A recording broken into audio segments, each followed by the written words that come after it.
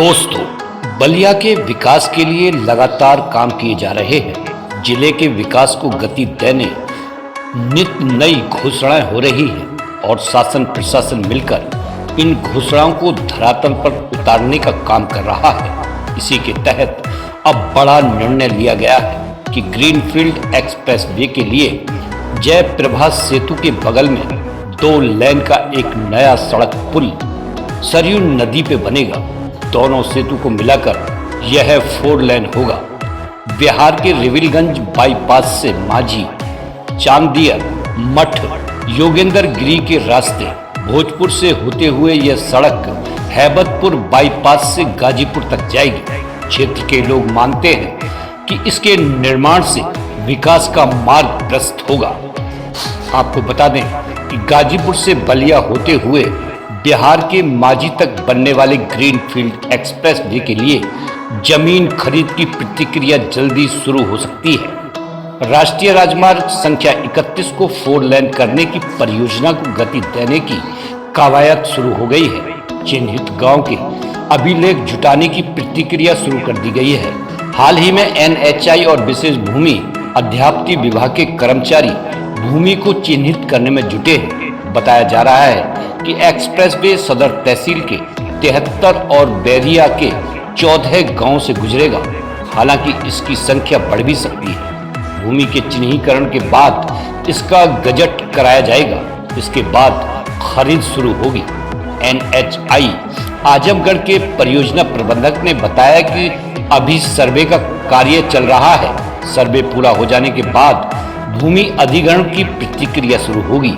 इसके लिए संबंधित तहसीलों के प्रशासन को पत्र लिखकर राजस्व अभिलेख उपलब्ध कराने का आग्रह किया गया है, लेकिन अभी तक कहीं से भी अभिलेख प्राप्त नहीं हुए हैं। राजस्व रिकॉर्ड तहसील से प्राप्त होने के बाद किसानों की जमीनों का मुआवजा निर्धारण व अधिग्रहण की प्रक्रिया शुरू हो जाएगी। इसके निर्माण को लेकर इलाकाई किसानों को लोगों में खुशी है, लेकिन जिस तरह से NH31 का मरम्मत एक साल में 130 के अपेक्ष मात्र 20 किलोमीटर मरम्मती हो पाई है, उसी गति से यदि इसका भी कार्य हुआ तो ग्रीन फील्ड के निर्माण में भी लंबा समय लग जाएगा।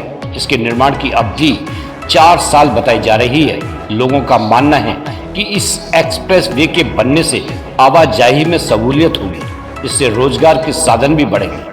उनका कहना है कि इस निर्माण से बलिया की विकास की राह खुलेगी। इस एक्सप्रेस वे के बनने से काफी सहूलियत होगी, लेकिन चिंता की बात यह है कि काम की रफ्तार बहुत धीमी है। जिन जिन राजस्व ग्रामों को national highway authority of India ने कागजात मांगे थे वे भेजा गया है, जिसमें बैरिया तहसील के कंचनपुर, रामपुर, छेड़ी, बलिहार, दया छपरा, टहरी, भोजापुर, इब्राहिमबाद, ऊपरबार, चांदपुर आदि गांव शामिल हैं। NHAI के तकनीकी प्रबंधक ने बताया कि 115 किलोमीटर लंबे ग्रीनफील्ड एक्सप्रेस वे गाजीपुर में NH29 पर जंगीरपुर जंक्शन से शुरू होगा। गाजीपुर से माझी तक बनने वाले ग्रीनफील्ड एक्सप्रेस वे का निर्माण 5000 करोड़ रुपए की लागत से होना है।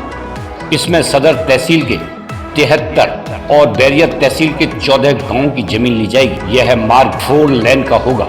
गाजीपुर से निकलने के बाद यह कुछ स्थानों पर NH31 से पश्चिम दिशा में और कुछ स्थानों पर दक्षिण दिशा में गंगा की ओर से बनेगा। विशेष भूमि अध्याप्ति कार्यालय में NHAI और विभाग के कर्मचारी नक्शे के अनुसार गांव की जमीनों को चिन्हित करने में जुटे थे।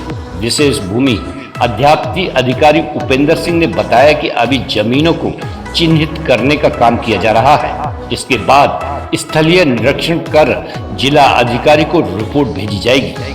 बलिया ग्रीनफील्ड एक्सप्रेस वे के लिए माझी घाट में जयप्रभा सेतु के पास 2 लेन का एक पुल बनेगा। NHAI के प्रोजेक्ट डायरेक्टर ने बताया कि वर्ष 2022 से पहले भूमि लेने का कार्य पूरा कर लिया जाएगा और टेंडर होगा। अप्रैल 2022 से ग्रीनफील्ड एक्सप्रेस वे का निर्माण शुरू करने और 2025 तक पूरा करने का लक्ष्य है। ग्रीनफील्ड एक्सप्रेस वे से बाईपास निकालकर इसे बलिया शहर और बैरिया से जोड़ा जाएगा।